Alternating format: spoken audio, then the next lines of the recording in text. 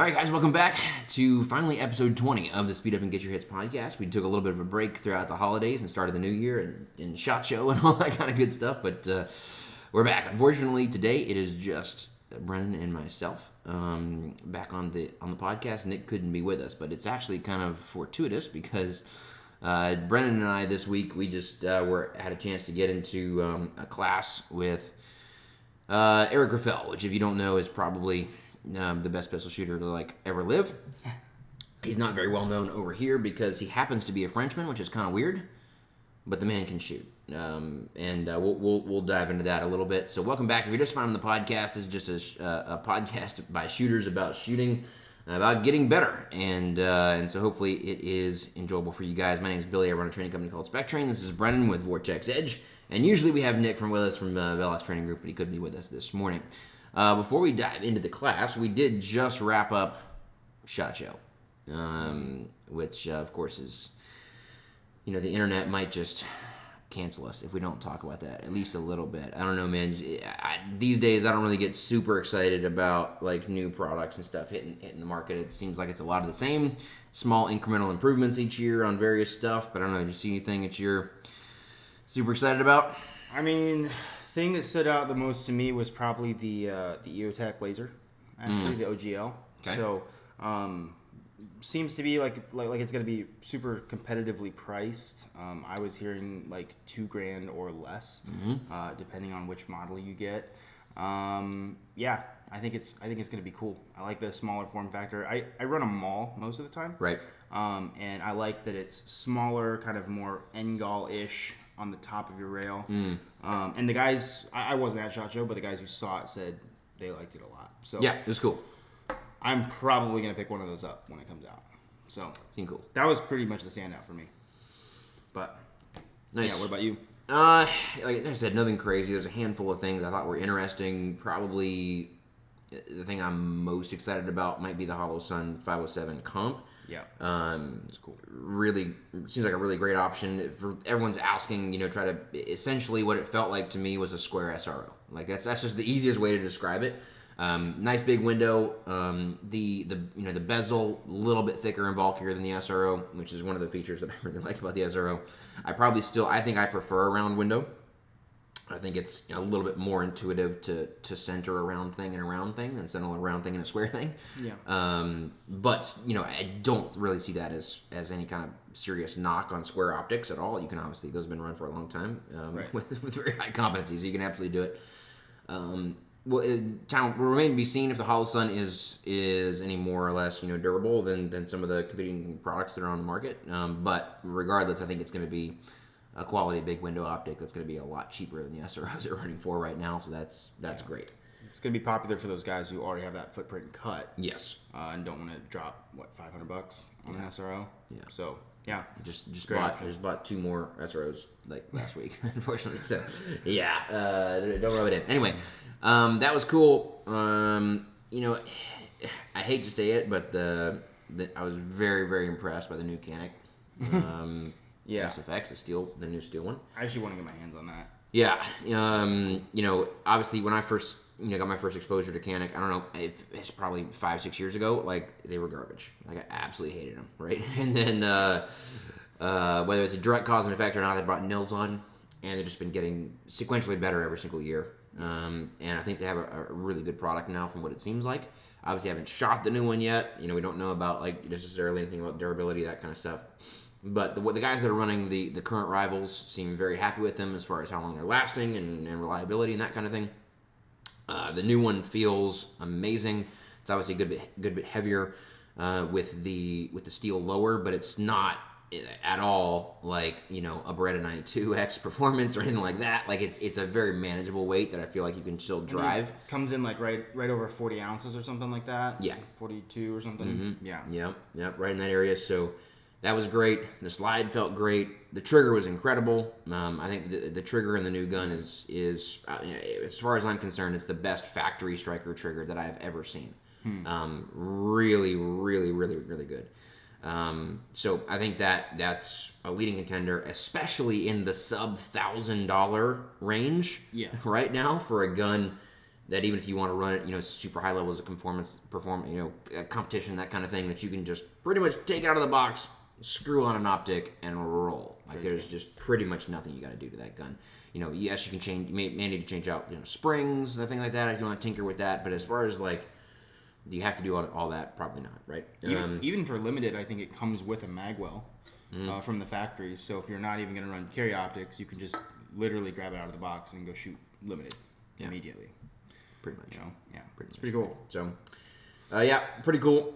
Seeing that, I was pretty impressed actually by the Rock Island Armory 5.0, that new gun. I think it looks weird. It does look weird, right? It has it's almost like if the old like Hudson and like a Shadow 2 had a baby, kind of, definitely has that lower bore axis. It's also got like a weird square barrel that doesn't move. It just stays flat. And the barrel really is just, does sink down in your hand pretty well. So it shot very, very nice. Had a great trigger on it. I was very impressed by the recoil impulse. It ran very soft, just running like factory arms core ammo. So that was pretty cool, but I don't know that it's going to be particularly useful for anything, just due to the form factor and the fact that it is kind of hammer fired. It's like single action only. It's probably not going to be a leading contender for like limited. Right. So I don't know if it'll be particularly useful for anything. The other big downside, even if it did, meet the bill, we're still not really sure about all this, but like for like limited optics as an example, the optic situation is kind of a pain. As of right now, the two models that they're selling, one is iron sights only. The other one is optics ready out of the box, but it's not only cut for a Seymour. You literally have to pay an extra few $100s for it to come with a Seymour, which JJ, don't come after me, but like no one wants, right? So,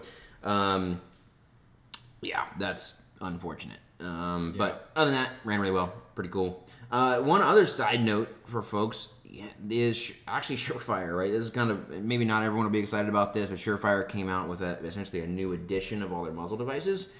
And Surefire muzzle devices have always been top notch, like in each kind of the categories. Like they have one of the best flash hiders in the market. Their brakes, are phenomenal. And then the War Comp is probably one of the best hybrid, attempts at doing a hybrid in between that I've seen anywhere. Definitely.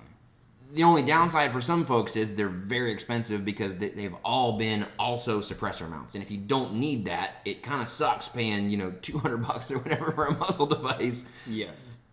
Just to be a flash hider or whatever, right? So they did come out with essentially new editions of all their stuff that are not their same muzzle devices, but not suppressor mounts. So they're calling it their performance line, I think, but it's the exact same muzzle devices. They're just not suppressor mounts, so they're a little bit shorter and they're cheaper. That's cool. Which is pretty cool for folks that don't run cans, right? Very cool. Other than that, a lot of the same. I guess Mod Light Hog's pretty cool. Yeah. That thing looks really interesting. Especially to me, the fact that it comes with that rifle body, I think is going to be really, really useful for some folks that want to reach out there. We were talking last night. I don't know, like, man, it's like the current gen light heads are so good. Like, I don't know that I really need the hog head, but one of the really cool things with the new body, with the bigger battery, it has an adapter. You can run current gen heads on it and you get 3 hours of runtime, right? Yeah. So if you're going out, doing, lots of nighttime activities and, white light classes, whatever it is, having that runtime is going to be very, very useful for sure. Right. So that was pretty cool. I'm sure when Nick gets back on next week or whenever we record the next podcast, he can fill us in more. But I saw he had a photo of the hog mounted up to his Scar Heavy. And then he took a picture, and you guys could probably just go online and see it. He posted it on Instagram. But there's a picture of him looking through a Razor 1-10 at like 125 yards. Yeah. And I thought it was a picture through his scope in the daytime. Right. Like, it's so unbelievably bright. Yeah. And then I noticed on the edges, it was like, oh, he actually took that at night. Right. So kind of cool. I think it's a cool handheld option, potentially a cool rifle mounted option for some use cases. But yeah, I think it's a cool addition. Yeah, I think it'll be really cool, as a duty handheld as well, that kind of thing. I think a lot of folks will find it pretty useful. So yeah. Okay, I think we got through it. I think it's about all we need to talk about with regards to SHOT Show. Lots of cool stuff, guys. If we missed your favorite product or whatever, I apologize, but I don't really care. So let's talk about the class, man. So back one of the early episodes we did in the podcast.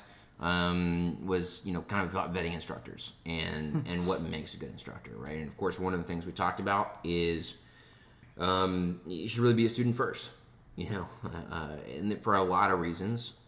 But not only do you need to be well educated if you're trying to educate others, but nothing should be static. The techniques that are really mainstream and the top guys are using today are different than they were 10 and 20 years ago, right? Yeah. And things continue to evolve. People tend to continue to grow and find new things, and so constantly trying to sharpen the edge, stay up to date with things, and learn from the best. Like I mentioned before, Eric Grauffel, 9-time world champion and current world champion, and has faced some of the best, and just extremely consistently comes out on top. Very, very impressive guy. Weirdly enough, like I said, from France, but on the CZ shooting team over there, and does very, very well. So the guys here, a lot of guys stateside don't have a lot of exposure to Eric. Was talking to guys at SHOT Show last week, and I was saying, yeah, man, I got a chance to train with Eric Grauffel last week, and everybody's like, who? And I'm just like, yeah. What is happening? It was so funny. I mentioned to Brennan yesterday. I think of myself as like almost a nobody in the shooting world, right? And I was on my SpecTrain page, and I go over to Eric because I was tagging him. I'm like, holy crap! Like I have like twice the amount of followers that Eric Grauffel has. That tells you how broken the internet is and how little follower count means, right? Yeah. So it's kind of crazy, but I was just extremely excited to be able to get some exposure to Eric, and it was super interesting. I'll say this first. I've been saying for a long time, my kind of joke is that as I've continued to train with some of the top shooters and instructors in the world, that if you get the best 10, pistol shooters in the world in a room together and ask them how to grip a pistol, the only thing they're going to agree on is that the 11th guy doesn't know what he's talking about. Yeah. Right? Like Right. Is there going to be some universally agreed upon principles? Probably, right? But like every single one of those guys is going to tell you something a little bit different. They're going to have their own spin on it, and they're going to disagree on things. That was super true this weekend. And sure enough, right? Yep. And on the one hand, it can be frustrating because it would be super cool if you could just say universally, "Thus saith the Lord, this is the correct way to pull the trigger, and if you're doing it anywhere else, you are wrong, sir." Right? And that would be super simple because we could just say, there we go. I don't need to try anything else. I don't need to practice anything else. This is the way to do it. Yeah. That's just not the case with anything. I don't care. Pretty much anything in shooting. Man, there are guys to include all those very top fundamentals, like that yes, talk about, they're not the same. At the very, very top, they're gripping the gun differently. Yeah. They're pulling the trigger differently. They're looking at their sights differently. They're transitioning differently. They're moving differently. Massively differently. Not even like a little bit sometimes, right? Yeah. And it's almost opposite.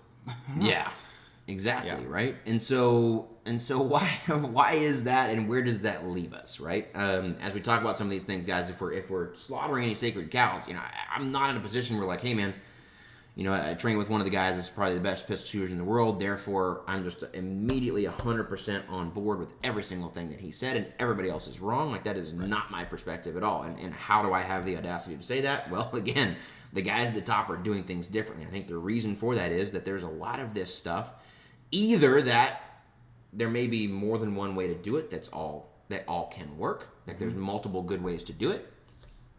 Or there are things that are very individual to the shooter, whether that is your visual acuity, whether it is your hand size and strength, it may be the gun that you're shooting, it may be the discipline that you're shooting in. Yeah. There's a lot of variables and things that are individual to you as a shooter. And a lot of times that's used as an excuse, I think, to continue in subpar techniques because you have something that quote-unquote works for you. Right. That's not what I'm trying to say. But what I am trying to say is that, man, sometimes you have to take things from the best of the best and say, okay, I'm just going to have to experiment and figure out why certain things work for certain people and why certain things don't, and try to figure out what's best for you. Which is, unfortunately not as simple as I would like it to be, but it's just the way that it is, right? Well, something that I thought was interesting from Eric, right? So he, and I'm sure we'll get into some of the details, but he has very specific ways of doing things, right? But when you look at his curriculum or his philosophy on shooting, I guess, as a whole, it's extremely consistent with itself. Yes. Right? Like everything, if you just maybe took day one or half of day one or half of day two or something like that, and you just pulled that out, maybe you posted, or you saw a class excerpt or something, you'd be like, whoa, right? Like that's kind of crazy. You train for 2 whole days with him, and you get kind of as complete of a curriculum as he can give you in 2 days. Yeah. And you go, okay, so this is like a system. Right. And the system works together really, really well. And I think stateside, Ben Steger has grown in popularity, I think, with his instruction and stuff, PTSG group and stuff. And so people have been exposed to that whole system of how, like, Ben thinks, right? You've done, I know you and Nick have trained a lot with JJ before. He kind of has a system as well. Yeah. And within the system, everything is super consistent. And so for people who are training with these guys who have developed their systems, I guess, the challenge then is to figure out how to pull elements from these different things and figure out how to blend them that work for you. Yeah. Right? Because you can either buy in completely whole hog to one. Yes. Which I think is a completely viable way to do it. That's the way a lot of people do it. Yeah. Yes. Definitely. A lot of people have their hero in the space, and everything they say is what I'm going with, right? Yeah. But I think there's an added layer of challenge there when you're also an instructor. Yes. Because then you can't have people come into your class, like, if I do it the way JJ does it, and someone comes into my class doing it the way Ben does it, I can't say, hey man, you're wrong. Correct. Right. Exactly. And so it's cool to be able to hear different ways of doing things, figure out what are the similarities, what are the differences, why would this system work better for some people and this would work better for other people? What am I going to use from both? And then what am I going to work on, explore, and master, and then try to help incorporate, hey, here's something I learned from Eric that might be really helpful for you. Yeah. Right? 100%. I think if I wasn't teaching, I could almost just pick one of these dudes. It's fair. And just shoot their way. That's fair. Yeah. And hopefully you're lucky enough to pick the dude whose style best aligns with your natural skill set. Yes. Right? Correct. But that's the one risk, right? But I think what you said is so key. Let's start here. So the system, right? I think when you talk about analyzing different techniques and that kind of thing, Eric kind of answered that question for us in a way that was better than I think I've ever heard before.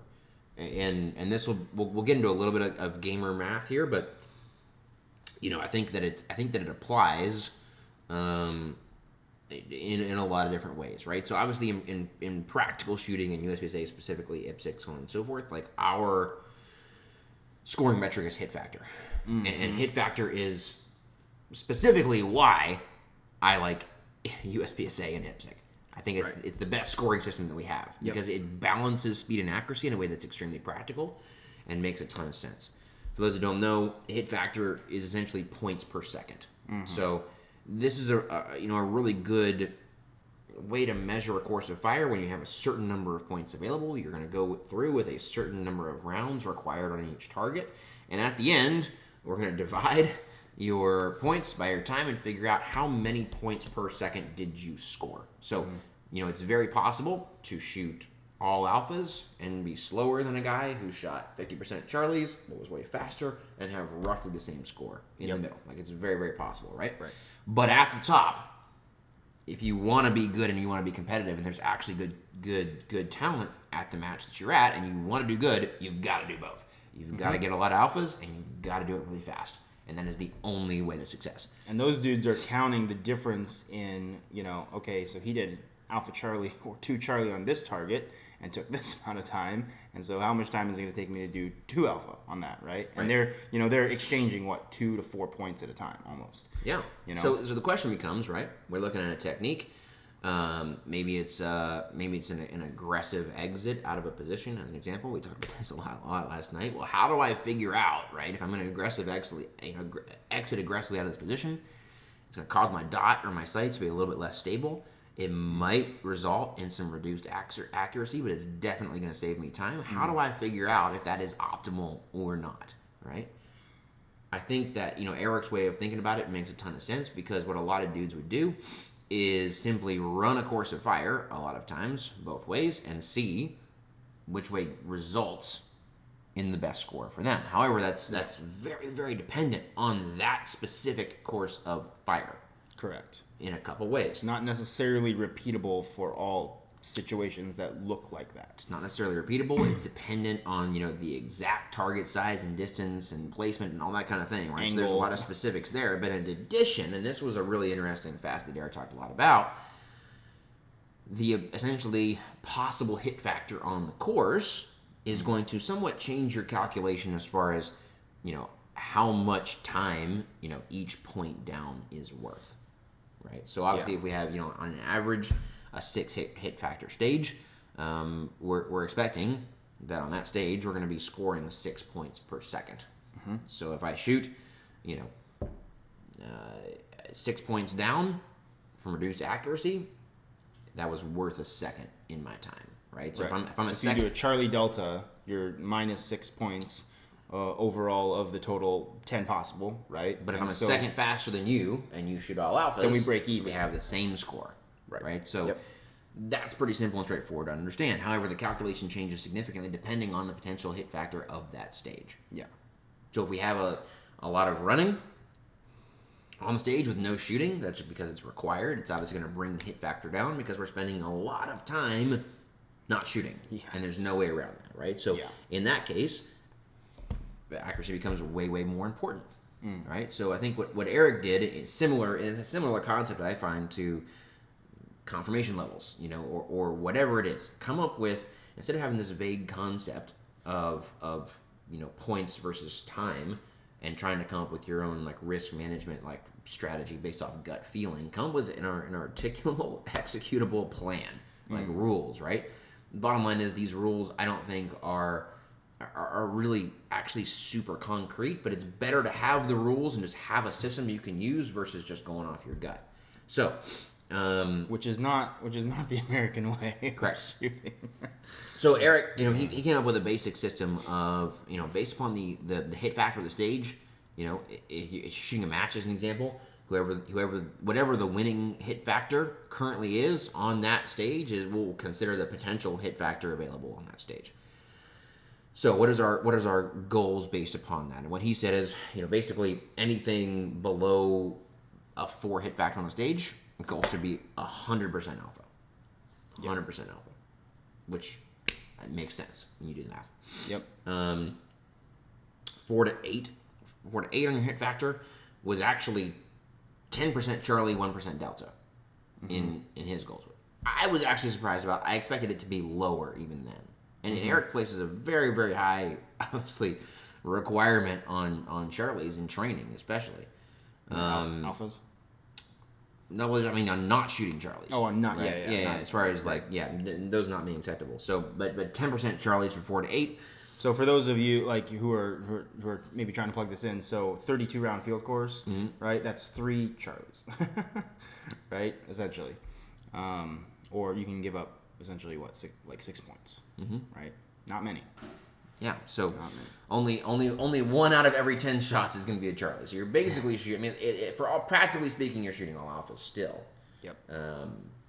But you're just essentially not making up a Charlie if you shoot one occasionally. That's essentially how it works out, right? Right. Right. Above that, 8 to 12 hit factor. He says 20% Charlies, 5% Delta.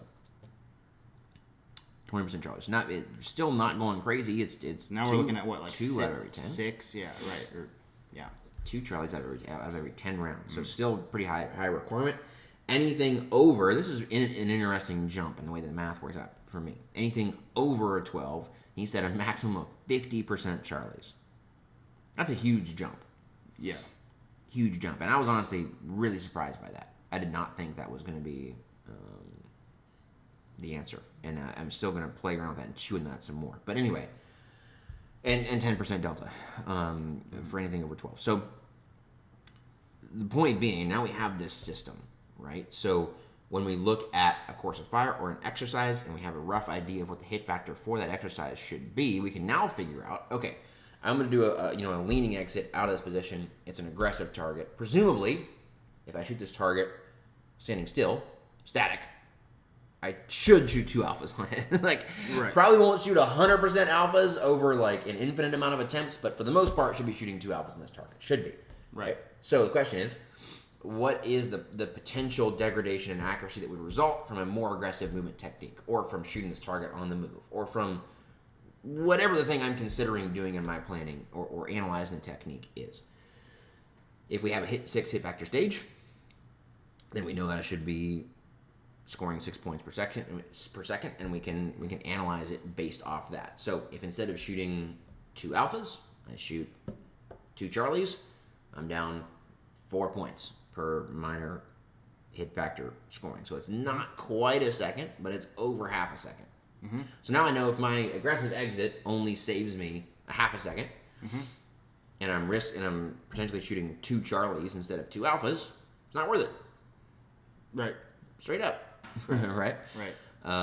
And so it's interesting to have that kind of a system and be able to use it to analyze techniques and consider, okay, when would this make sense and when does it not make sense? And some techniques... that half second you're essentially equating to 3 points. Right. Right. It would be you gain half second, you get plus 3 points, right. but you're down 4 points, so you're total -1. Mm-hmm. Right on that thing. Correct. That was a really interesting way for me to think about it. Like, we were talking last night. I think a lot of the GMs and pretty high level shooters are already doing this. Yeah. Largely, but like your average USPSA shooter is not, right? I don't think not at that level. I certainly. And I think even some of the top guys that are doing this, it's like they have a universal rule. Like, hey, I want to shoot 95% of the points. Yeah. Period. Yeah. Right. Which is maybe not always the best strategy. I agree. Right. And what was neat for me was it's, I think about risk management a lot, mm-hmm. right? But then, so I'm trying to decide stage plans or try to come up with strategies based on a certain, risk management metric. But my problem has always been, I didn't ever feel like it was super concrete. It was almost like I was doing risk management based off of a gut feeling of like, hey, that's kind of a difficult target. So, man, I don't want to hit the no shoot, or it's a tux or something like that. So maybe I'll be like more careful. Yeah. Right. But with this, you can actually do math and be like a leaning exit. If I'm, going to be more unstable, and the chances of me not shooting good points on that is higher based on maybe, your understanding of confirmation levels and things like that. Hey, it's not worth it, right? And I can actually do the math now on these exits and entries and different targets and figure it out. And then it just takes the question out of it, right? And so then it's not just going up there, hey, man, like, maybe I feel like I need to catch up to somebody. And so now I'm going to do like 3 leaning exits on targets that I shouldn't have, or that were on the line and questionable, right? Like maybe you could, maybe you couldn't. It makes that decision for you, right? Which is really cool, I think. Yeah. So, obviously the calculation is going to change if you're not specifically carrying my USPSA. Yeah. Your calculation might change, right? But you have to figure out some kind of metric that you can go by, at least in training, right? And if you don't have one, hit factor is a good one. Just go with that. Yeah. But you gotta figure out some kind of metric you can use, at least in training, to help you balance speed and accuracy and figure out which techniques work out best for you. But a specific example, right? I told you about this last night, but like a couple weeks ago in a match, I had a perfect example of where we were discussing a technique on a stage. You essentially had to move into the first array. The first target that was available, well before the others, had a no shoot on. It was partially risky. There was a part of a bit of the A zone, maybe 3 inches tall, that was available above the head box of the no shoot. And you had the option to shoot that on the move as you were moving aggressively into position, or move all the way into position and then shoot everything. We looked at the times. Pretty much everybody, including a good GM buddy of mine who's a great shooter, shot everything static. I shot it on the move, and looking at it, we think that saved me at least a second, right? And I asked my buddy, I was like, hey man, so why did you choose not to shoot that on the move? And he said, well, it was just for risk management. He said, I think if I shot that 10 times, at least 1 out of the 10 times, I would have plugged that no shoot. So it's probably not worth it. And that is a very, I think, common sentiment that I've heard from top guys and instructors in the space as well. Yeah, super reasonable as like, well. Like, hey man, like if you can't do it 10 out of 10 times, then it's not worth trying it, right? The perspective is, if we look at the math, let's figure that out, because we don't really care specifically about the math on the stage. We more care about the aggregate. So how is my risk management strategy going to work on the whole over the course of a match, whether it's 6 stages or 10 stages or 20 stages? Right. Is it going to work across the whole of the match? So if we really think, let's just assume that number is correct, that you're going to hit that no shoot 1 out of 10 times. Over the 10 times, you're now down 10 points, presuming you made up the hit on the no shoot. Mm-hmm. You're just down 10 points from plugging that no shoot. What did I save? Well, if I saved a second every single one of those attempts, I'm now up 10 seconds, and I'm only down 10 points. On a 60-factor stage, I've won back 60 points, and I've given up 10. 100% worth it. Yep. Right? When does it become not worth it based upon your personal skill? Well, again, I'm winning 60 points. Mm-hmm. So unless I'm plugging that no shoot 6 out of 10 times or more, then it's worth it. Yep. 100%, according to the math, right? Yep. And so now it becomes a calculus of your confidence based upon your training and your skill level. Like, how confident am I that I can do this? But now you can actually do the math and not just say, hey, man, there's some risk involved, and therefore if there's any risk involved, I'm not going to do it. Yep.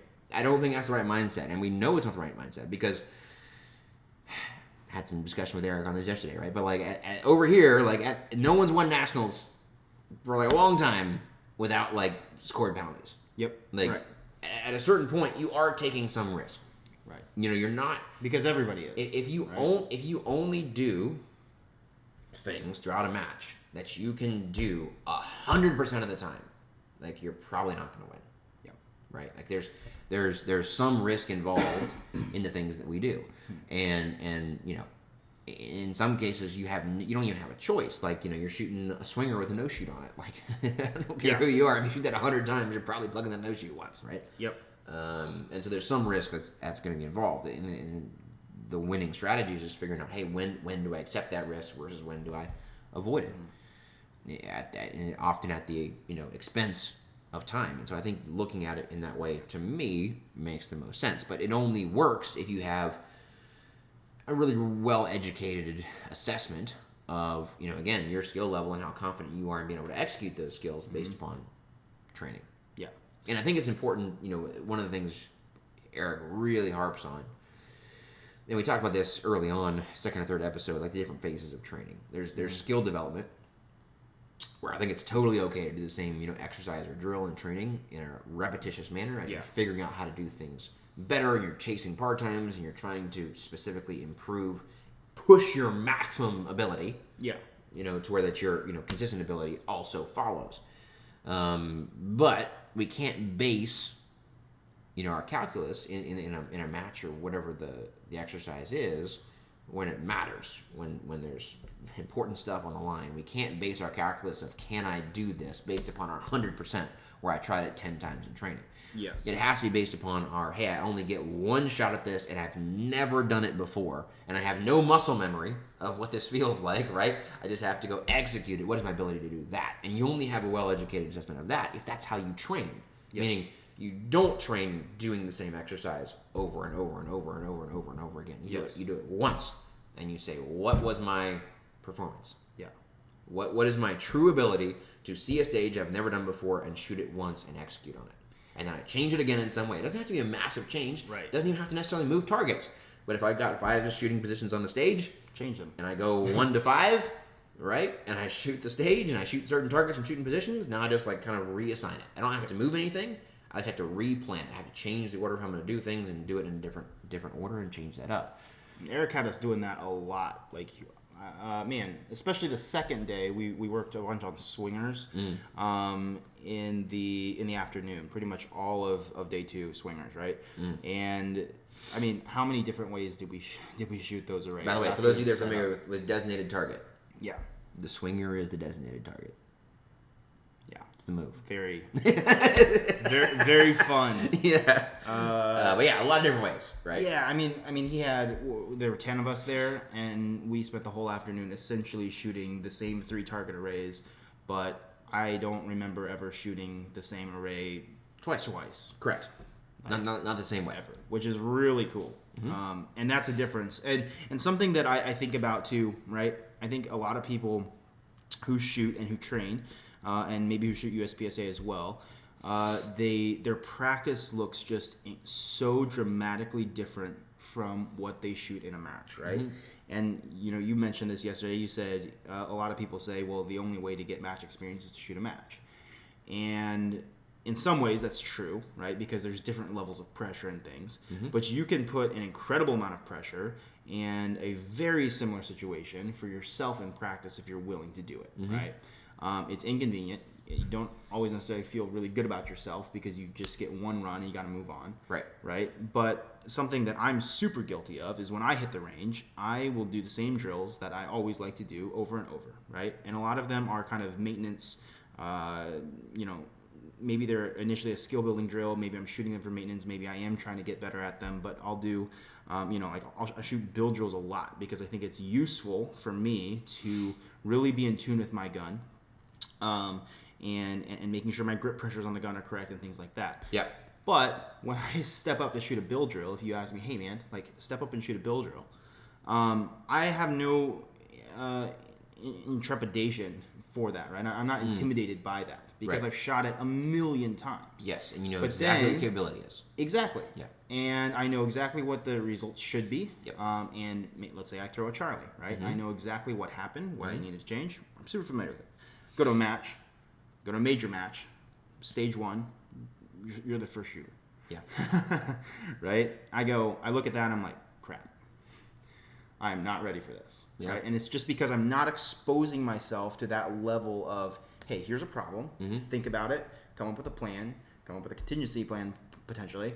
And then execute that plan. One time, move on, you're done. Yeah. Right? And I think Eric's big push for all the shooters in this class, and everybody in that class was a pretty high-level shooter, I think. Yes. I don't think anybody was under him. Like M class and above, yeah. It's like half M's, half GMs, right? Yeah. And he's essentially like, yo, you need to practice like you shoot matches. Right. If you want to be good at matches, you have to practice matches, essentially. Mm-hmm. And man, that was pretty cool, I think. Yeah. Like there is, like even just that day of shooting swingers, right? Just giving myself enough time to figure them out a little bit. Mm-hmm. It was like, hey, when I see a swinger in a match, the next time I see a swinger in a match, I ain't gonna be as scared, right? Right? Because I'm like, oh yeah, we did this. Yep. Right. I've been practicing it because I'm definitely gonna set up some swingers. Yeah. Definitely some things to work out there for sure. And I think the planning, for folks that may be listening that aren't gamers, right? Mm. I think the training about modality is still the same, and here's why I say that, right? So like when I first started training in shooting USPSA, right? You show up to your first match ever. You have like a 5-minute walkthrough time, and by the time you get through with that 5 minutes, like you're not even sure where the targets are, like when you first start, right? Yeah. Now it's like, okay, 2 or 3 minutes in, I know where the targets are. I know where I'm going to shoot it from. I know what my forced shooting positions are. I know where my optional shooting positions are. I know what the most efficient path through those positions are. I know what sight confirmation and how I'm going to pull the trigger on every single target. I know where I'm going to reload. I know how I'm going to transition. I know what movement techniques I'm going to use in between those positions, right? There's like the list of things I've considered and have figured out in that time is infinitely longer, right? Why is that? Well, for a few reasons. Obviously, you get more comfortable with it and you learn how to memorize these things and problem solve and you have a better understanding of the techniques. But additionally, you just see things better and quicker. Like now, I try to avoid this because I don't want my to be biased. But when I walk onto a stage, like a lot of times I just kind of see the plan. Yeah. Like just walking on the stage, like, oh yeah, it's probably gonna be that. Now let's go verify, right? And you go and you double check it. So the more that you go through that exercise of seeing a shooting problem and really analyzing it and solving that problem, improving what works and what doesn't work, the greater the chances are that if you don't have time to plan, you're going to shoot it the right way anyhow. Yeah. Right? You're going to understand, hey, what movement techniques make sense here. You're going to intuitively understand, hey, is shooting on the move here a good idea, or should I stand still and engage this target? Right? And so I think that going through that problem exercise and that problem-solving exercise and doing quote-unquote stage planning, well, regardless of what kind of course of fire you're shooting, is still extremely valuable and informative to your shooting, even if, in the situation you're training for, you won't have that opportunity. Right. So I find it to be insane, very, very valuable, and I think it's also the only way to truly analyze, some of the techniques that we use. Yeah. And point being, if I'm going to analyze a technique, 2 ways of transitioning the gun from one target to another, the only way I can really prove which way is faster than another is to shoot it on the clock and look at points and time for both techniques and see which one is better. Right. Right? Here's the problem. A lot of guys, even with their favorite technique, if I do that drill 10 times, there might be a 30% disparity. It's not consistent. So now, if I have 2 sets of scores and times with massive peaks and valleys, Right. how do I really know which one is better? Right? Do I just average it and hope that it's always going to average out the same way? What I would rather do is figure out, hey, how do I do an actual planning and visualization and execution process to where I can do something the exact same way 10 times in a row with very little variance, right? And then I can do it another way the exact same way 10 times with little variance. And now I have a very, very concrete data on which way works better. You can't do that unless you very, very carefully plan out exactly what you're going to do and then have a process for figuring out how to execute it exactly as you planned it. Yeah. So if you ever want to be in the business of actually comparing techniques and figure out which one works better, like this kind of stage planning exercise that we do in the game of USPSA, I think is incredibly valuable for that as well. Well, and I think you have to apply the technique to something other than the same drill over and over, right? Like, so Of course. I think that's where people, when they go to test a technique, they're just going to go shoot X drill, right? And they just do it 20 times, 10 and 10, Yes. right? And like you said, there's problems with that. One is you're probably going to be better at the technique you already do. Yes. Right? But if you can come up with a technique and, like you said, the way to execute it and apply that to the situations in which you might need to use it, that's where I think you should find the 10 different times of being able to apply it. And that, to me, pretty good data right there. Right? Yeah. But if it's just like, hey, man, like I'm going to figure out how to, we'll use leaning exits, for example, right? I'm going to do leaning exits on the same 5-yard open target all the time. Yep. Right? That's directly in front of me. Yep.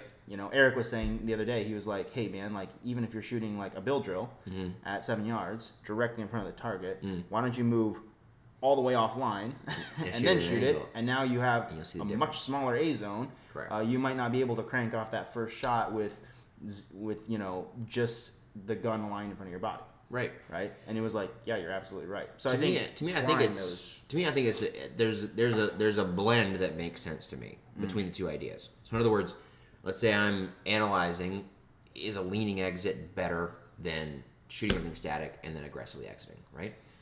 The only way that I'm really going to tell specifically how much time am I getting back from a leaning exit so that I can do the hit factor math on scenarios in the future and have an idea of how much time am I saving is by just doing it over and over so that I make sure that I'm doing it consistently, I'm doing it correctly, and I'm measuring just specifically how much time I think I'm getting back. Now, if I do the same exercise, 20 times, right, I think to your point, that's super valuable data on how it impacts my accuracy if that last target's in the same spot every time, because it becomes muscle memory, right? Right.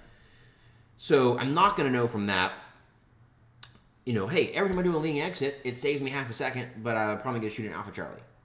You can't say that because you don't know what the target difficulty is. Correct. Right? So I feel like there's a mix where I can analyze especially time savings on certain drills by doing them in a repetitious fashion in just a set-up standard drill exercise. But then to find out how it impacts accuracy generally and how it actually works as far as consistency of execution over time requires that kind of one shot at a new course of fire over and over and over again type thing. Yeah. So I do feel like I think both have lots of value still for getting different things out of them. For sure. But it's definitely a mistake to only analyze a technique in the context of one's particular drill with targets set up the same way. Like that only gives you so much information, for sure. Yeah. Yeah. Agreed. Interesting. What else, man, was interesting to you from the last couple of days? Anything you were surprised about? Any big takeaways? What was your feedback from the course? Yeah. So a couple things, and I don't want to necessarily get super deep into like the exact techniques that he was teaching, right? But I will say, huge weakness for me in the past has been swingers, right? The way I approach swingers is, hey, that thing's gonna pop out, it's moving. I'm going to get my dot on the target, and I'm just going to press the trigger while the dot is hopefully still on the target, right? And get a couple on there. Exactly. And then I go, we're scoring targets, and it's like, hey, Charlie Delta, and I'm not surprised. And it's if it's Alpha Charlie, I hit it twice. Cool, right? Exactly. Exactly. No mics, right? And I'm pretty happy with that. Something super interesting that he does is essentially with swingers, the average swing time he was figuring out was about 2 seconds of exposure, right? So you actually have a long time to... Well, to be clear, from the dwell for it to swing all the way to the other dwell and come all the way back is about 10 seconds. 2 seconds. So for a side exposure... So one is it's going to be 2 seconds, right? For an over-the-top exposure, it would be showing every 1 second. Right.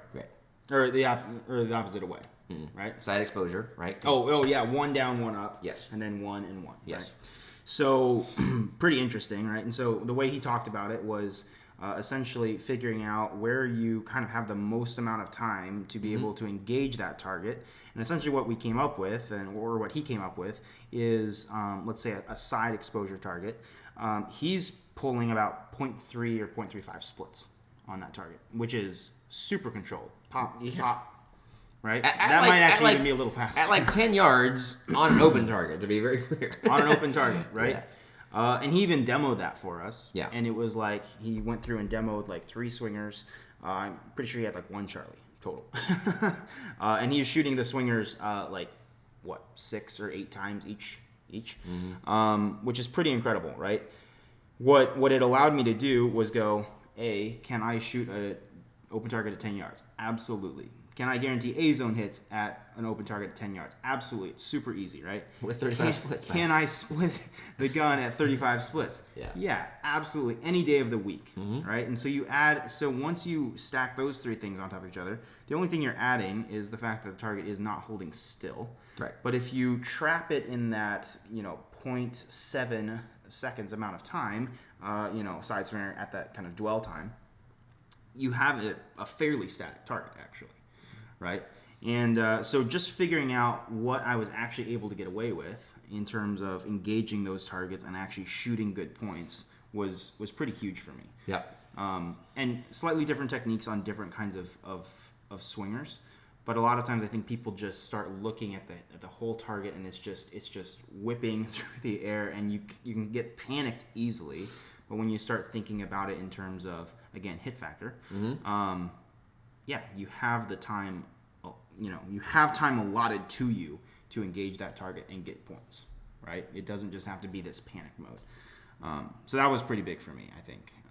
Also, right, interesting point there, going back to our hit factor math, right? So contingency planning, I think that was really, really big for me. So, side exposure swinger, as an example.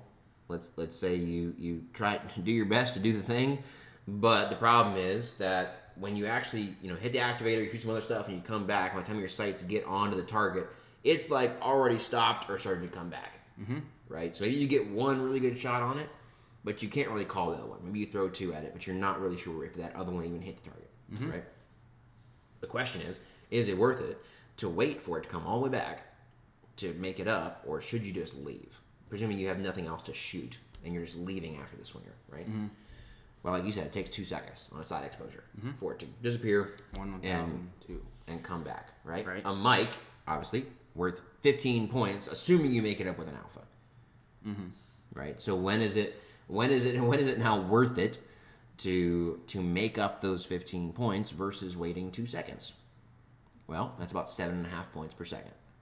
You know, if we're considering 15 points versus 2 seconds. So look at the hit factor for the Sage. If the hit factor is gonna be over 7.5, it's literally not worth it to make up that mic, right? But the problem is, you know, you can't be doing that math while you're sitting there looking at the swinger going away. Yeah. Right? That's something you have to much plan and think about ahead of time. Hey man, there's a possibility I'm gonna miss that swinger. Right? It's possible. Yeah. And doing that calculus ahead of time, hey, is it worth it to wait on it? Or should I just leave if it happens? Right? Yeah.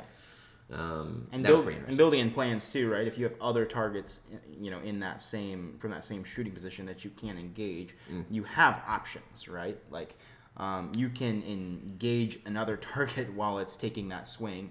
You transition over there. I saw you do this on one run. You made a calculation, didn't pay off. The target was disappearing, and you engaged another target and came back and hit it. Yeah. Right. Does it cost you a little time? Sure. But you still had targets available to shoot. Correct. That you were able to do, and in the grand scheme of things, like at a match, that wouldn't be disastrous at all. Right. Right? It was just a little hiccup.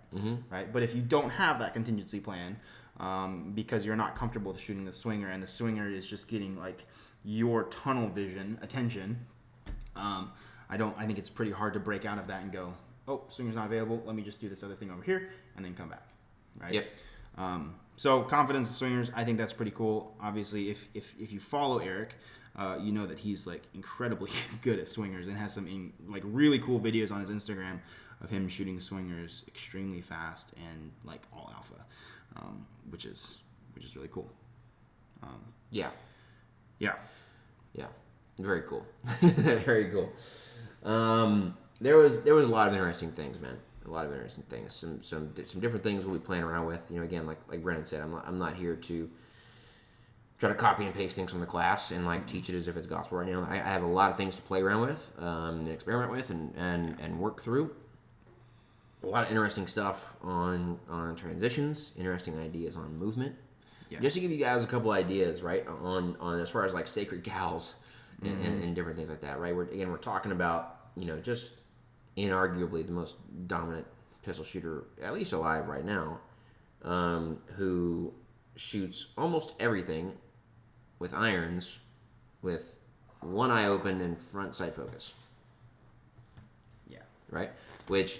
Say that again for the people in the back. Yeah, which, by the way, I'm not saying that's the way you guys should go forth and shoot irons, necessarily, right? What I am saying is, like, if you're out there saying, you know, anybody who ever closes an eye while shooting is you know, an idiot, maybe reconsider. This is also a guy who shoots with a finger hooked around the front of the trigger guard.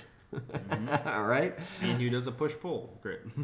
a lot of things, right, that the folks, quote unquote, at the top over here in the States would be extremely dogmatic about that just being wrong. Yeah, we got to be careful with that, guys. Yeah. There's a lot of ways to skin a cat. What was striking to me was how much effort, obviously, and thought and calculation has gone into everything that Eric does. And I think that, you know, we were talking, you know, JJ Rickaza, Eric Grauffel, right? These dudes have been shooting since they were like little kids, right? I've been shooting for like 4 years, 4.5 years, something like that, right? Sometimes I lose perspective of that, right? But these guys have tested so much stuff, right? And I think what can be a temptation for dudes in like the training industry or who like to train, like to take classes, maybe they compete, and they want to train with these really high level instructors, is they just go to the class, and if they hear this, you know, they hear something that makes sense to them, and maybe they hear that reinforced somewhere else, and they're like, boom, done, that's it, right? Like, this is how it's going to be.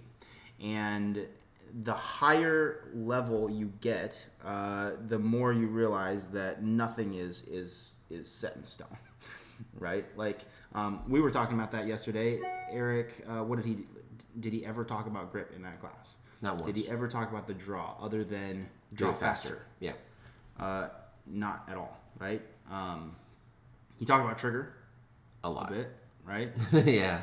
Not as much as some, but like not as much as some. Yeah, but like a lot it's important. First part of day one was trigger, right? But he's also really, really, really big on accuracy, right? Yeah. So makes it really big on accuracy. It wasn't not a surprise to me that he's like, hey, prep that trigger all the way to the wall every time. Cool. I don't typically do that, right? And I absolutely did it for the class. I'm like, I'm absolutely gonna jump back into this and give it some a proper attention and see kind of how that works out for us. But man, I'm really happy with the class in that I felt that almost everything I know about performance shooting, USPSA shooting, was challenged by someone who can back every single thing that he has to say up with 9 world championships, right? And what's exciting about that for me is that I'm realizing, hey, there's other tools out there, and like I need to get a bigger tool bag because there's a lot more tools that I can add to it that I could potentially use. And I'm excited about exploring all of that stuff when I get home. Like, I'm so antsy to get home and just start shooting stuff. Like, I literally said that to Brennan at some point. I think over the course of the day yesterday, I'm like, we're sitting around like waiting for other people to finish the drill. I'm like, I just want to go home and like shoot right now. Like, I can't stand this. Like, we're just standing around, and I need to be working this stuff out. But that's, I would say, maybe that's the kind of the last big takeaway for folks, right? As far as like attitudes from taking a class. Like, I don't care who you take a class from. You should not take it as gospel. Even if you try a technique in class and it works, it doesn't mean that that's exactly the way that you should be doing it. Correct. Right? We were talking about the draw yesterday, right? Brennan and I have similar draws, right? That rely on the same principles. That some people can't distinguish from each other. Yeah, right. But if you know, right? Like they are also very different. Very different. Very different. Does that mean one of us is right and one of us is wrong? No, I don't think so. Brennan, when he was coming up, obviously took principles from a lot of folks and asked me a bunch of questions as well when we started training together. And you've come up with a system that works well for you. And it legitimately works well, by the way. When I say it works well for you, that doesn't mean you have a second half draw, but you just like it. I mean that the performance that shows up is good. Right? And therefore it works. Why is that?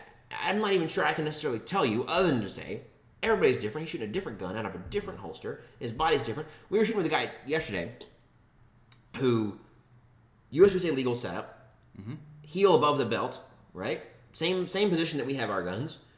And man, when he's straight down, wrist relaxed at sides, like the drumstick of his palm is against his grip. Like he basically has to just close his hand on the gun. Yeah.